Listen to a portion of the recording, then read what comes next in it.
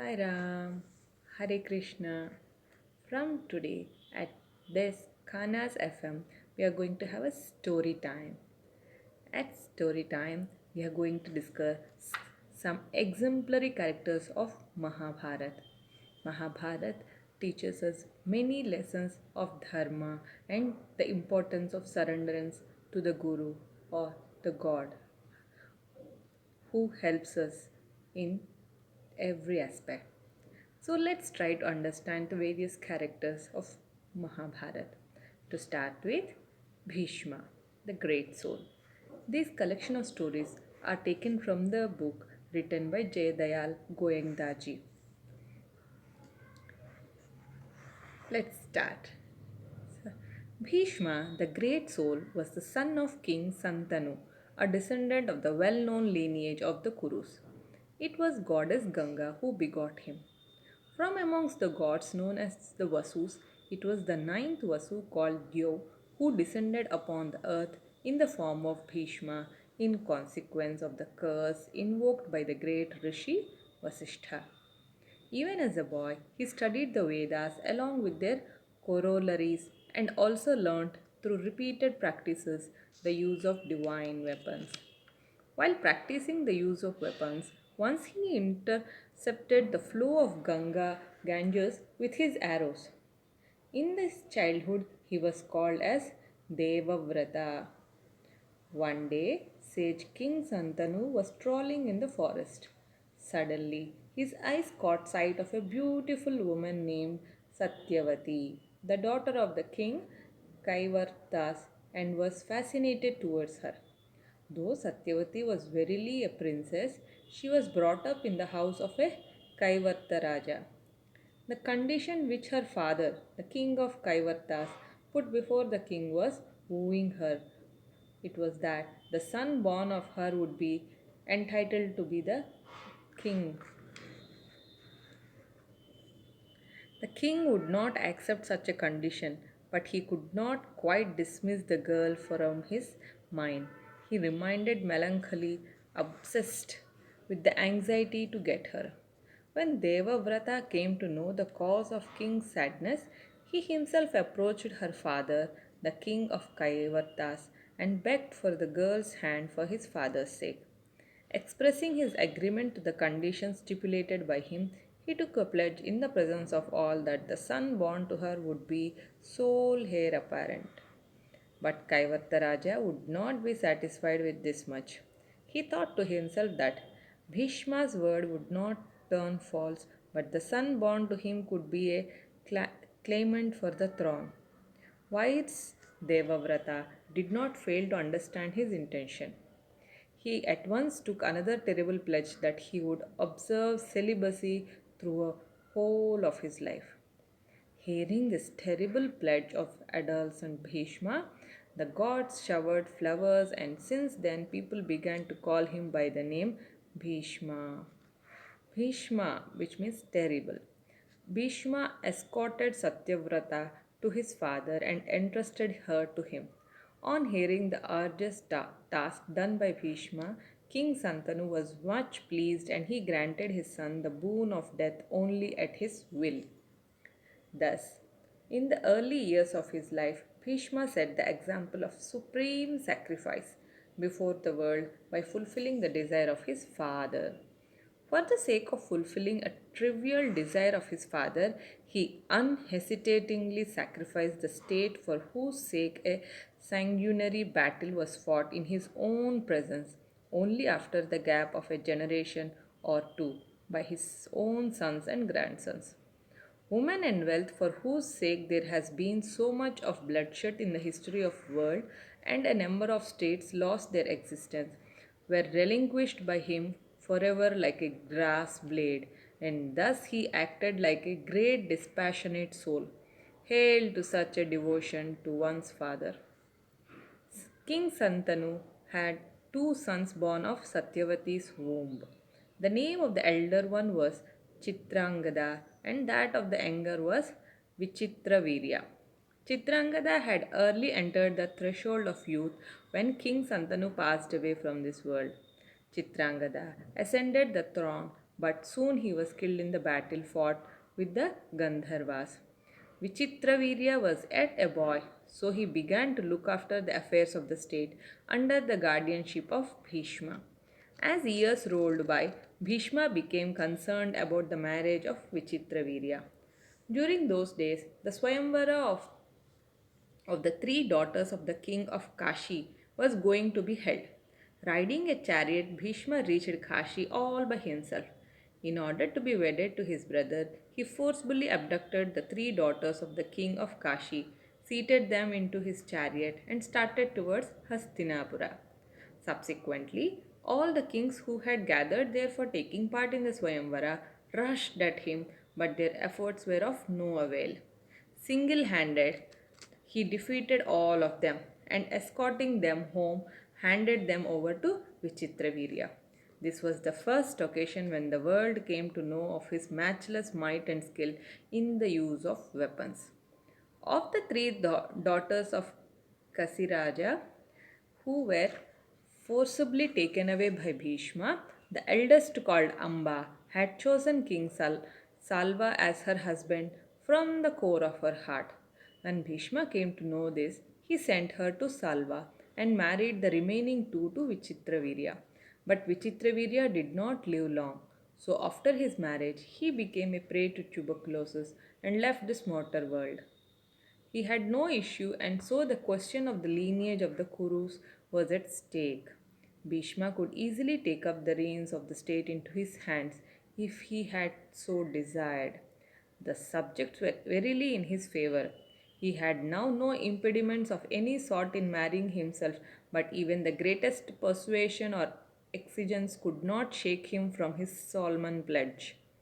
Repeating the solemn pledge made to Satyavati's father, he had once asserted, I can renounce not only the domain of the three spheres and the heavenly state of Brahma alone, but also salvation, but cannot renounce pledge of truth at any cost. Let the five elements give up their inherent properties. Let the moon give up his attribute.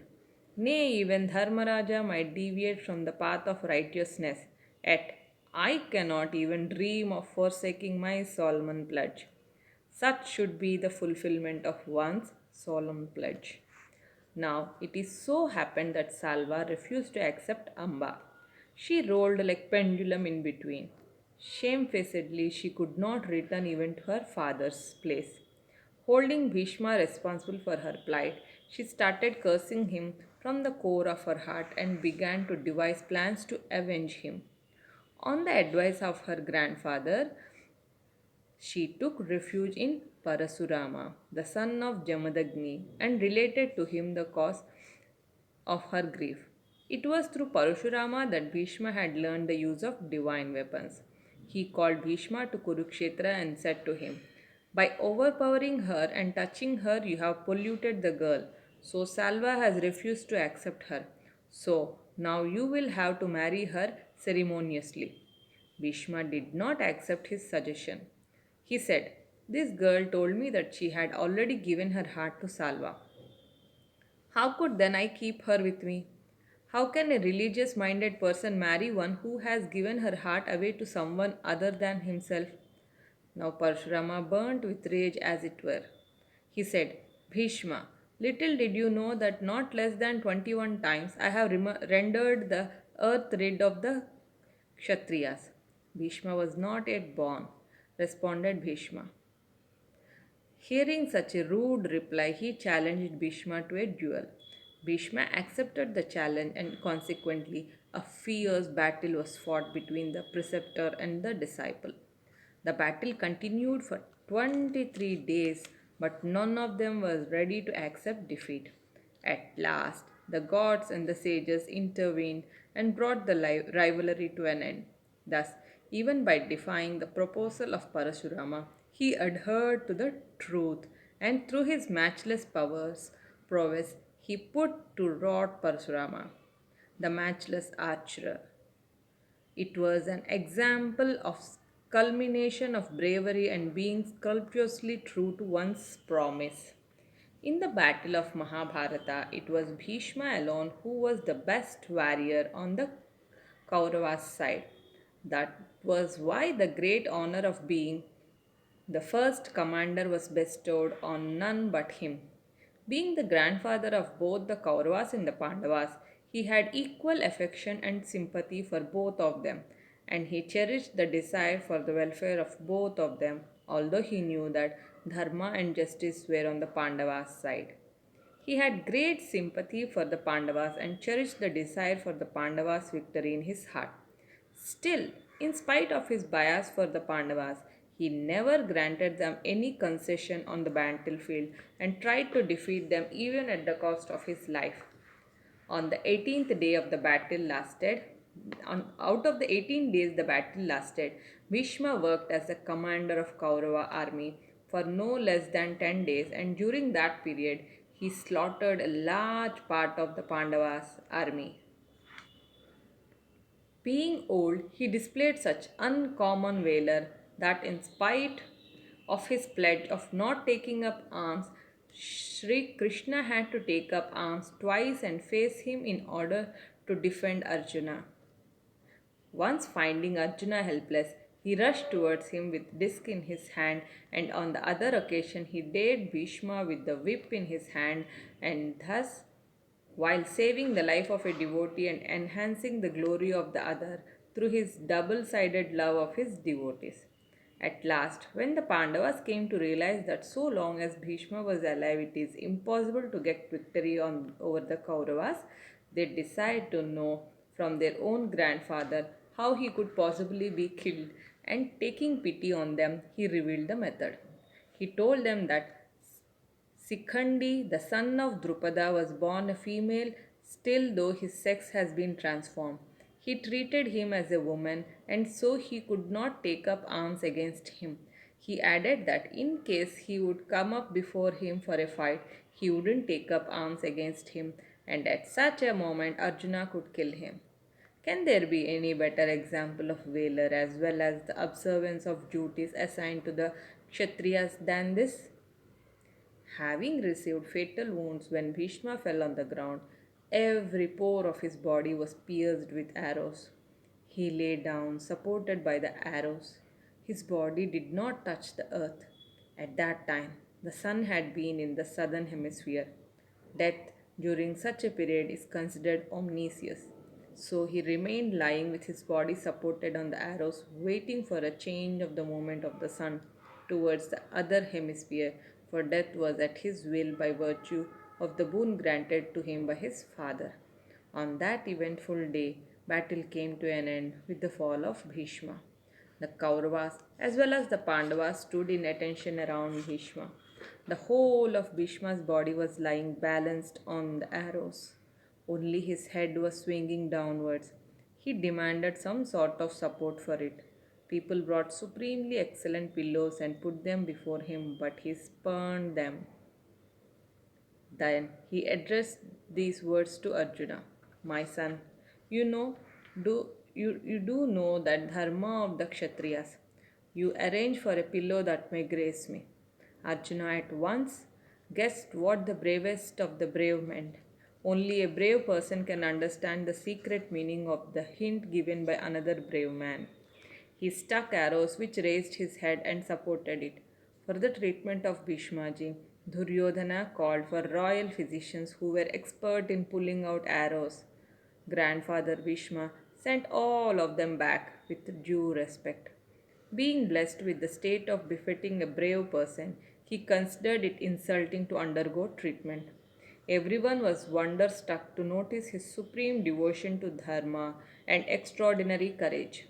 Even in that state, he tried his best for a ceasefire and establishing peace between the two sides, but he could not be successful in his efforts. Such was the outcome of divine will, and none could avert it. The throat of Bhishmaji was continuously becoming dry due to intolerable pain caused by the arrows. He felt burning sensation through the whole of his body. He asked for water. People presented to him stiff-necked jars full of cool and fragrant water. Bhishmaji refused to accept it. He said, I would no more enjoy the delicacies enjoyed by the worldly people and hitherto enjoyed by me. for now I am lying on the bed of arrows. Then he called Arjuna to his presence and said, My son, you alone can provide me water. Saying, As you please, Arjuna took out a brilliantly shining arrow from his quiver and associated it with divine weapon called Parjanya, stuck it against the ground adjacent to Bhishma. At once witnessed by all the people, spurted from the earth a celestial stream of water directly fell into the mouth of Bhishmaji. Bhishmaji's thirst was fully quenched with that nectarine water, and he highly praised this act of Arjuna. Since then, he denied to himself food and water, and so long as he lived, he not only underwent the unendurable pain caused by the arrows, but also continued to suffer the pangs of thirst and hunger. Thus, he displayed forbearance and power of endurance at its climax.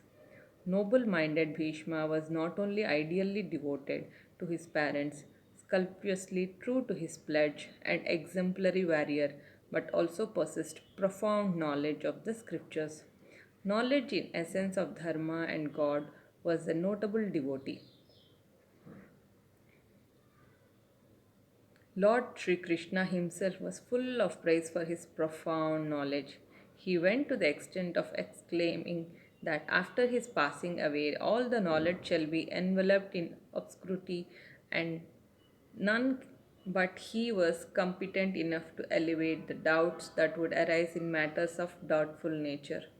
Through the inspiration and power conferred on him by Lord Sri Krishna, he exhorted Yudhishthira continuously for many days on such important subjects as the duties enjoined on men of different castes and stages in life, as the duties of a king, the duties meant for crisis period, the duties for attaining salvation, the duties pertaining to offerings made to the main, the duties with regard to offering of charities, duties meant for the women folk, etc.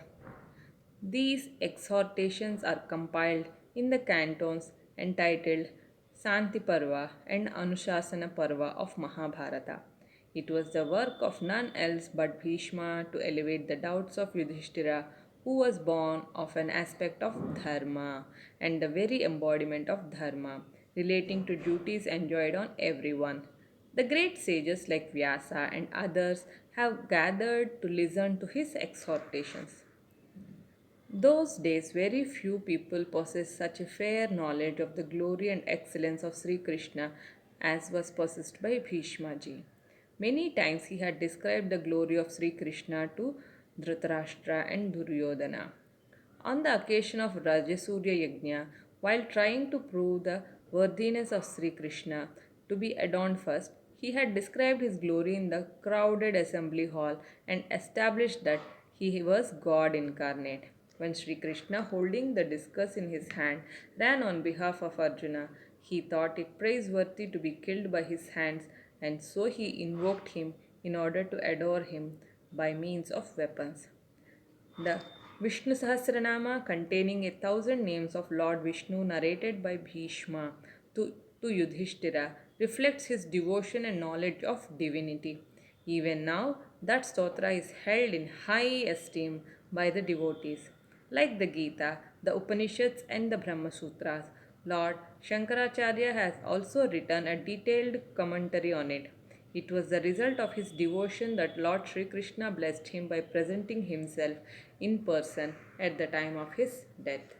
With whatever angle of vision we examine the character of Bhishma, devotion, knowledge, or righteous conduct, we find him an ideal person. Great men talented like Bhishma are rarely to be found in the history of the world. Though Bhishma himself died hairless, the Hindus belonging to the three Varnas, Brahmanas, Kshatriyas, and Vaishyas, while offering water sacred to their mains, offer him also water. No Indian has received such an honor. That is why the entire world, even now, calls him by the name Grandfather. The hairlessness of Bhishma is really a matter of envy for person having even many sons. That is about the great soul Bhishma. Understanding the various good qualities Let's imbibe them in our day to day practices. Until next, take a deep breath and relax. Try to go back to the story and understand which point, which character was so which aspect of his was so interesting towards you, and learn more about it. Until next, see you tomorrow. Bye.